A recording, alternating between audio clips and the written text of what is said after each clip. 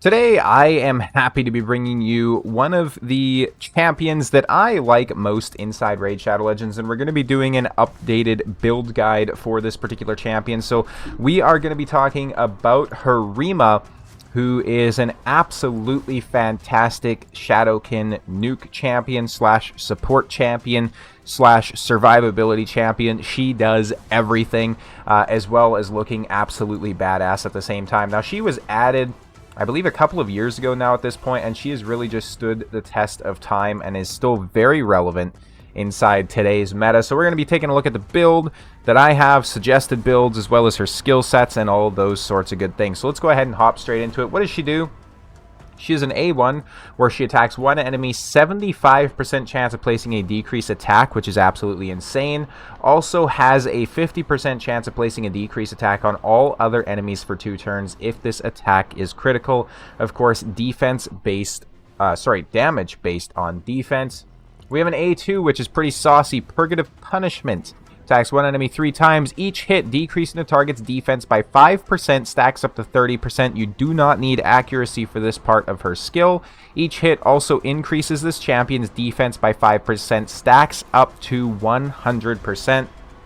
This is going to be 100% of her post-deployment defense. So my particular Harima has almost 7,000 defense, which means in a long enough battle, she's going to stack up to almost 14,000 defense, which means that you can focus a lot more on, for example, crit damage and those sorts of things in the longer fights, of course. A3. Oh, I actually forgot a very important part of this skill as well, by the way. Instantly activate the Celestial Awe skill if this skill kills an enemy. Celestial Awe is the A3.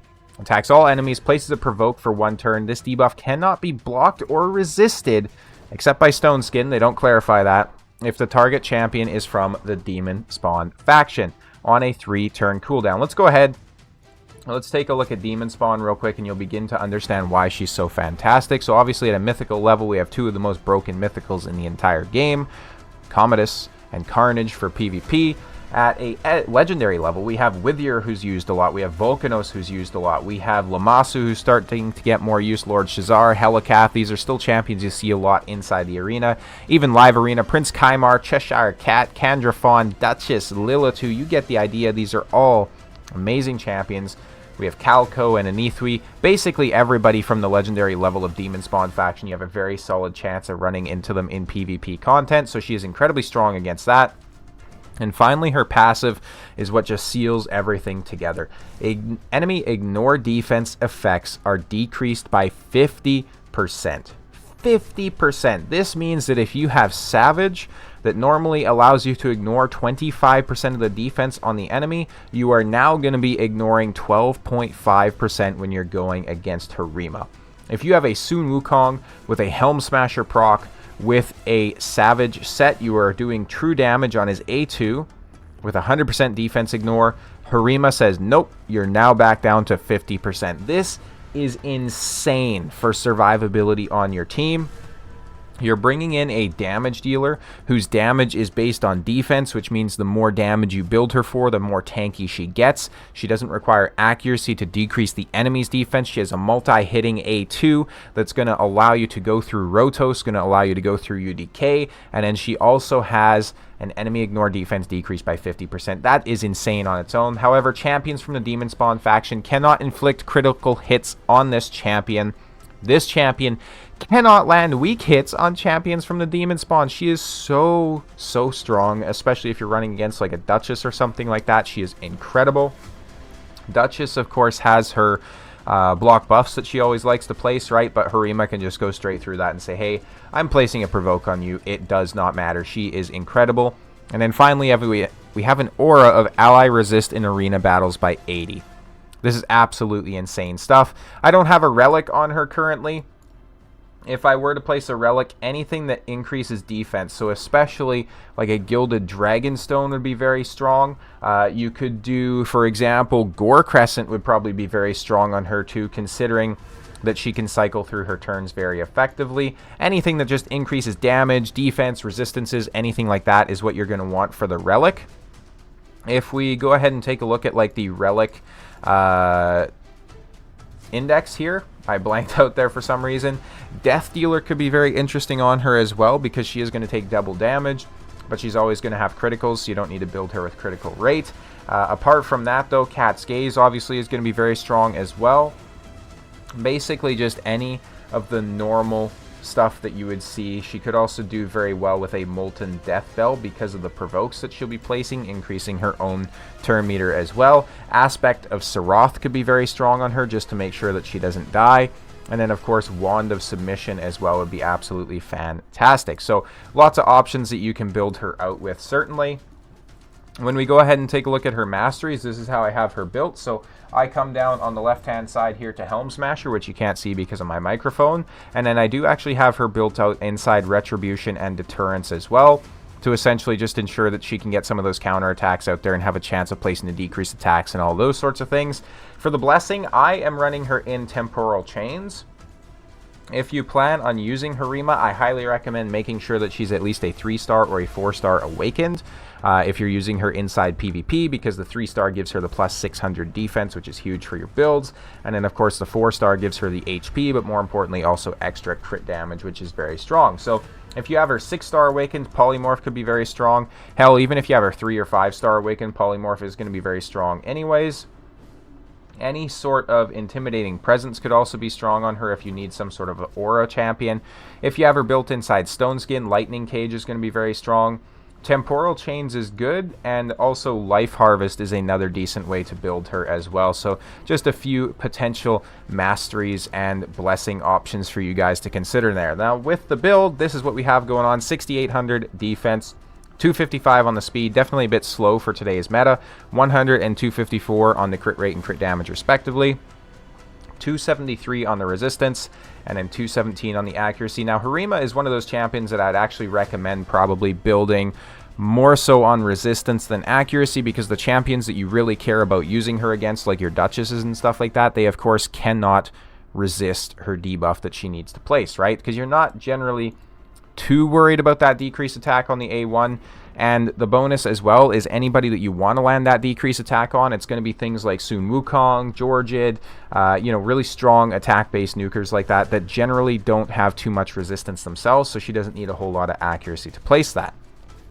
Now, in terms of the gear sets, I don't use her a ton inside PvP because I don't have really some of the very strong team synergies that could go with her. And what I mean by that is she's best paired with somebody like a Sifi, who can bring a turn meter boost as well as an increased defense for her, as well as, all sorts of other good stuff, right? And then maybe like a UDK or, a Marichka is a very dangerous combination for that, right? Just some sort of a really, really tanky team that can stay alive, because with a Marichka constantly reviving, with a Sifi constantly reviving, restoring decreased max HP, it's so strong, it's so tanky, it's so hard to get through. It's very annoying to fight those teams if you have them, but I don't have a Sifi, of course, so that's a bit of a downside. But I mean, inside that composition, if you throw in like a UDK, so ideally what I would run is like a Sifi, Harima, UDK, Marichka, and that's going to be basically unbeatable in a lot of situations, right? Like, there's obviously counters to everything. You could go against like a super high accuracy or super high resistance, in this case Crixia, that locks you out or something like that, or a Fabian, right? But at the end of the day, with that particular team composition, if you have them built out with decent resistances and whatnot, there's going to be a very strong chance that you can cycle through your skills anyways, or just not really care about what they're doing to you. Even champions like Marius will struggle to take that out. And I'm speaking from experience, by the way, because I've gone against those particular team compositions inside the arena, the live arena, and the tag team arena so many times, and they are ridiculously hard to kill, even for like a Taurus, Marichka, bomb team, whatever you might want to bring. It is so hard to take down teams like that for 99% of players. Gear sets. I have her built out inside Lethal. Right, so Lethal is a very, very strong way to build her, and then I do also have a Resilience stacked on top for some extra HP and defense. If you're not building her inside Lethal, I still highly recommend you to build her inside some sort of an Ignore defense set. So for example, Savage, Merciless, we have the Instinct set that's going on right now as well. You can also build her inside, Slayer, if you just happen to have a bunch of that stuff laying around, though I would say Slayer is certainly not her ideal set to be in. Merciless would be very, very strong. Zeal and Impulse could be decent as well, specifically Impulse. Bolster could be a very strong set for her as well, right? And then another couple ways you can build her actually is by putting stone skin on her. So having a 4-piece stone skin still with like a lethal or a savage build will be incredibly strong. Just make sure you run her inside lightning cage if you're using her in PvP like I mentioned. Personally, I have 2 pieces of reaction on her because my stone skin is very hard pressed on most of these factions, right? Like I don't even have a 6-star crit damage amulet for her, which is a bit of a shame. I do have some decent rings, but I mean, they're not going to come close to this triple rolled max glyph defense percentage ring. So just something to consider there. In terms of statistics that you're wanting on her, stats that you're wanting on her, the gloves, generally you're going to want crit damage with crit damage ascension. I do have defense on there, and I just didn't want to spend a bunch of oil reworking it.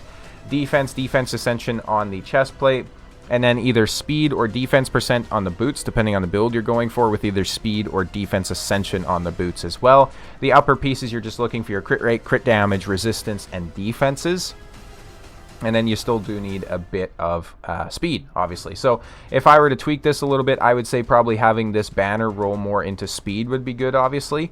At the time of building this, though, I didn't have a better feral banner to put on her, and I just wanted the accuracy boost that came from it, because I was running her in this banner previously, just for the extra reaction piece. But I mean, obviously that's not the best, right? Because she's not an attack-based champion, so that's not necessarily something that you want.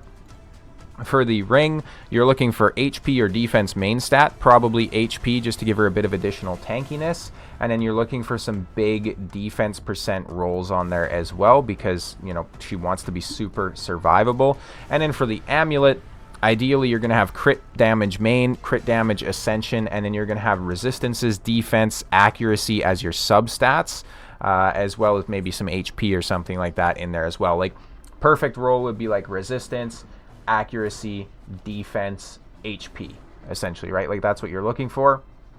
And then just having the rolls kind of split between those would be very, very strong. So let's go ahead and let's take a look what she can do in terms of damage and utility, right? So let's go ahead and let's hop into Dragon 20. She is a Force Affinity champion, which means that even if they're not Demon Spawn, she's going to be very strong against any sort of Magic Affinity champions. So if you're thinking about like your Trundas and champions like that that generally do a lot of damage, she can come in and counter that. Let's go ahead and let's do our A2, the Purgative Punishment, into the Apothecary here. Boom, boom, boom. We're hitting like 70, 75k per hit. And then since he dies, she instantly triggers her A3 as well. And the only reason that Tayrel didn't die is because we didn't have the weaken on him, right? So absolutely hardcore smacking there from her. Doing, obviously, the A2, taking down the Apothecary, and then doing the A3 straight in. Now, we do obviously have the increased defense on her, which helps to boost that damage a lot. But boom, we come in, we take out pretty much everybody with like 170k per hit on them. As we cycle through this, we can then go into the third wave and just have our A2 available, right? Which is super strong. So if we come in here and we'll just say we'll lock out the Apothecary because we don't want him healing. Now her A2 is going to go in here and still be able to smack very, very hard, even though he doesn't have decreased defense or weaken or anything like that, right? So as we cycle through our turns here more effectively, we'll get to decreased defense and weaken placed out there. You can see she's cycling through her turns very quickly. We're going to have the Celestial Awe available next. With those hits that we did on the first turn there, she didn't even have her increased defense either. So now we do the Celestial Awe, basically take out everybody except Tayrel, who then gets taken down by my Freya. And then we're on to the dragon. As simple as that, right? Like, this is Dragon 20 at the end of the day. It's nothing too crazy. But even against the dragon, you'll see she can do some very, very solid damage. And she's definitely not, you know, the best, the absolute best defensive-based nuker in the entire game or anything like that. Like, there are certainly, champions out there that will hit harder than her, even in some of the best builds. But at the end of the day, the amount of damage she can output, along with the amount of support she's bringing for your team, especially via her passive, her unblockable provokes and all those sorts of things, is just so incredibly strong. As you can see, we're doing decent hits to the dragon here, obviously, right? She is a very strong champion. Now, if you had her built out even stronger than my particular build. So if you had her with a higher awakening, especially a 6-star awakening, if you had her built out with more defense, more crit damage, because I don't have a whole lot of crit damage on her. Like, these are ridiculous stats, but when you see other YouTubers, other content creators testing the damages on champions, you'll see them running her with like almost 8,000 attack, as well as like 350% crit damage and like 300 speed. It's absolutely insane what some of these people are able to achieve by opening up their wallet, right? So she is absolutely fantastic. Now, in terms of what you want to run her against, so obviously Mikage is a very strong companion for her, by the way, too, because of Mikage's A1. What you're running her against, though, is again just those super tanky teams that you might struggle to take out otherwise. So I'm going to go ahead and refresh here. This is actually a very tanky team. I don't think I'll be able to beat this team, in all honesty. But we're certainly going to essentially just try and switch this up a little bit here and run like a tanky composition with this. So we do have the Nice coming in, which is kind of annoying because he's going to basically just be able to revive everybody and whatnot. This was exactly what I was talking about, though, with, you know, the type of team that you're going to run her in, where you have a Nice, a Taurus, a Marichka, and then a Sifi in here as well. So absolutely insane stuff. Now, the Taurus is going to counterattack and stun my Fabian, but that's perfectly fine because, of course, he doesn't really care. He just removes those from himself at the start of every turn anyways. We're going to have the Marichka come in, heal everybody up. We have their Marichka doing the same thing. Now let's go ahead and try to place a petrification on him, but it gets blocked, obviously. So let's go in with the A2 onto the Nice, and you can see she does enough damage to break through that shield and get his HP drop down a little bit. Taurus is coming in with the hits here. You can see, though, that like the damage from these champions is definitely way less than it would be if we didn't have Harima on the team, right? So we have 70k for a pop there on the Nice, which is pretty nice, forgive the pun. We have the Taurus coming in and hitting. We're going to hit the AoE on the Harima here. Boom. We provoke the Nice to go over to his second form, which is quite good. I was going to say nice again there. Due to the shield getting broken, the Freya actually comes in, counterattacks, and takes out the Nice there as well, which is fantastic. It's so hard not to make those puns every time Nice does something, I won't lie. We're going to go ahead and just do like an ally attack in here. Maybe get some provokes out there. We don't, unfortunately, so our Freya does sit down there.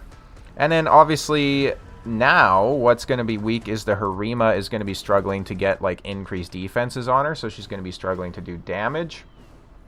Still a very, very tanky, competent team, though, so I think we'll just go ahead and keep attacking into the Taurus there, try to take him out over time. She's a very good pick against like a Taurus as well, because obviously Taurus has the capabilities to decrease attack as he's hit, so she's not going to be affected by that because obviously she's, you know, a defensive-based champion. And like I mentioned, we're certainly not going to be winning this one, but we are definitely getting some good damage there. And you've seen like 70k hits on an A1. You've seen her almost one-tap that Marichka after getting the extra turn there because her A2 killed somebody. So as you can see, we get taken out. If I wanted to sit here and keep trying, I could definitely probably take out that team. So I think what I'd do is maybe switch Fabian for like a Taurus of my own, just to bring in some extra, you know, survivability or whatnot. Not survivability, but more DPS essentially. Since we were also faster, you could easily bring in like an Armands. You could pair her with a Mikage so you can get those ally attacks and whatnot. A Marius might be a very good combination as well, so I'm actually kind of curious about running.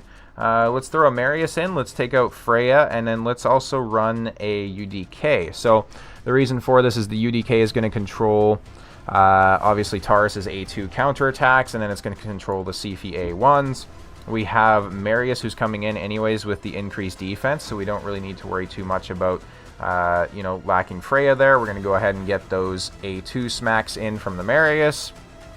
We have Nice counterattacking and then just dying, which is very strong. He does get revived by the Sifi though, unfortunately, and then the Sifi does actually bring back the Nice there as well, which is a bit of a shame. The Taurus gets frozen because of my UDK. We do get clapped again. We almost got them there, though. I'm not going to lie. If my Marius build was a little bit stronger, I think we would have been able to win that. Let's go ahead Well, let's find another tanky team here. Now, I know it's kind of ironic that I'm showing you how to build a champion and I'm just showcasing that champion by losing fights, but at the end of the day, sometimes you need to showcase the losses as well so that everybody knows that even though you're a content creator or whatnot, you're still just somebody that's playing the game, right? So let's go ahead. Let's put in Fabian again. Actually, let's put in Marichka in the league. She has a higher speed aura than Fabian, but Fabian's now the last in my turn order, which is a bit of a shame. This is going to be a decently tanky team, although they don't have much for gear, it doesn't look like. So maybe not so much. The Duchess has like no resistance for some reason. We got the True Fear going out there. And then we're going to go ahead and like shield up and get the strengthens and whatnot. We're going to go ahead and hit the A2 on the Duchess. As you can see, even though Duchess is a Spirit Affinity champion and Harima is a Force Affinity champion, it would generally mean that the matchup would be weak for Harima. But she cannot weak hit Demon Spawn champions, so it doesn't matter, right? Like, it's absolutely insane. We had the no damage taken there, and I'm actually a little confused why, because I don't think Harima should have done anything with that, but Duchess doesn't sit down quite yet, but everybody else pretty much gets provoked and whatnot, so very, very strong control that comes in out of this champion as well. As you can see, just cycling through turns here, the Duchess now can't revive because she's provoked, obviously, and she was also locked out by the Fabian, so that certainly helps as well, and then Fabian goes in to smack and take her down. So that was, you know, a 6 million player power account that we bullied, but it is what it is. Even against teams like this, right, where it's like a Marichka and a Marius and whatnot, she's going to be very strong at helping you survive. So instead of Fabian with this one, we're definitely going to bring in Taurus because of the AoEs coming in from the enemy Marius. We're going to definitely enjoy those counterattacks. And then obviously the AoEs coming from the enemy Harima are going to be pretty nice to counterattack off of as well. So if you had obviously polymorph, this team would be a little bit stronger. This is a bit of a shame because everybody's currently inside Stone Skin and there's not much that we can do about that because we don't have a strip or anything like that. So we're just going to lose some of our buffs, I guess, unfortunately. The Harima attacks us. As you can see, though, Marius just went in with his A2 and fully smacked us, and there's not much that they did. Unfortunately, they did strip off the increase defense from our Harima there, which is a bit unfortunate. We do have the Marius, who's not stone-skinned anymore, so we can go ahead and start smacking into him. I think we'll go ahead and just hit the AoE here.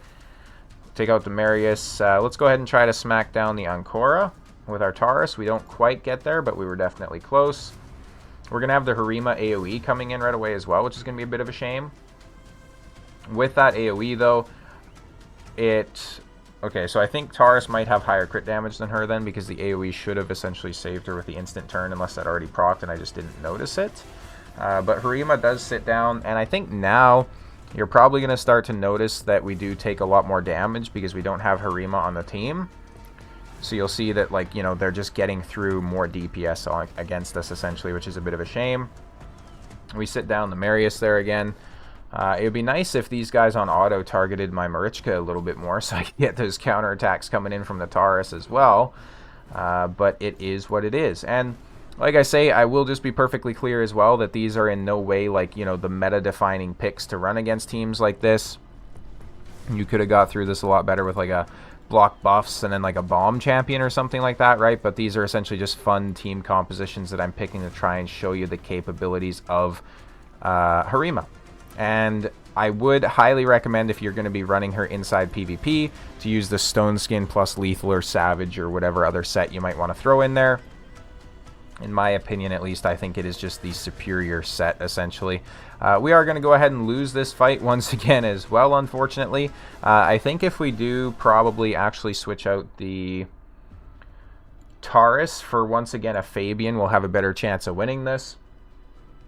I am, like, you know, a top PvP player when it comes to, like, Siege and stuff like that. I've done some PvP showcases in the past before, so I do have experience with this, contrary to what this recording right now might show, but we're just having fun, gentlemen. We're just having fun. So let's go ahead and smack in there. We do have the increased defense coming in from the Freya now, which is quite nice. We'll get that petrification on the Marius there. Make sure that he's not really able to do anything. We'll get the block debuffs as well, which will be quite nice. You know, the Marius coming in and doing his AoE is not really an issue because we have so much survivability on this particular team. In this team, you're strictly better off just using in the slot of like a Fabian, just use like a Sifi. You obviously you can use Fabian perfectly fine. You know, but even Freya would be a very good, should be very well replaced by a Sifi. And then Marichka you can replace by like a UDK or any sort of a champion like that as well. So there's plenty of options. So we do have the Fabian coming in there and saying, hey, no, you're not getting a turn, Mr. Marius, which is pretty strong. We're going to go ahead and lock them out again. So we do get the lockouts on almost everybody. Let's go ahead and take out the Marichka here. Almost 24k on the Marichka. Now, I'm hoping you could figure this out as the battle was going on, but this is actually a very tanky team composition that we're going against. So it isn't entirely surprising to see that Harima is not doing a ton of damage right now. And the other thing to consider as well is that obviously she takes time to ramp up, right? So we're starting to do a little bit more damage as we get the defense decreases coming in. The increased defenses obviously help a lot from the Freya there as well. So we're just going to keep smacking into people here. A bit of a long fight, certainly. We're like a minute and a half in. We get the AoE coming in. We take out the Marichka and the Marius now. So Marius is going to get revived. We're going to go ahead and try to A1 turn meter reduce the Ancora. We get some counterattacks coming in there. Ancora isn't able to revive at the moment, so we're just going to keep trying to target that Ancora and make sure that we can take her down as quick as possible. Increased defense coming in there. We'll get the lockout once again. And we do actually lock out the Ancora as well, which is quite nice. Fabian's coming in, getting that True Fear out there. Ancora goes ahead and sits down. Now we can just go ahead and throw it on auto and let our team take care of the rest of this here. So, you know, the longer the battle goes on, the more Harima amps up, and that makes her very viable for even like Chimera. There's some very decent Chimera teams out there that you'll see, and then that does make her very decent for like Hydra as well, right? And that was a 22 million player power account, which you can see right there, who has like a Siegfried and, you know, Freyas and Thors and Harimas and some cool medals they've unlocked, right? And they're hitting Nightmare Hydra for 135 million. So definitely a very decent account. 101 million on Ultra Nightmare Chimera as well, which is pretty cool. So, you know, definitely a decent account to showcase her against. I'm curious what mine is here. Yeah, Ultra Nightmare Chimera for 173 million. I'm definitely doing pretty decent. Nightmare Hydra for 371, which is also pretty cool. That being said, though, I hope this updated guide was useful for you guys, and if you just pulled Harima and you're looking at this video, congratulations, you now have one of the best support nukers in the entire game. That being said, though, as always, thank you guys so much for watching. See you next time.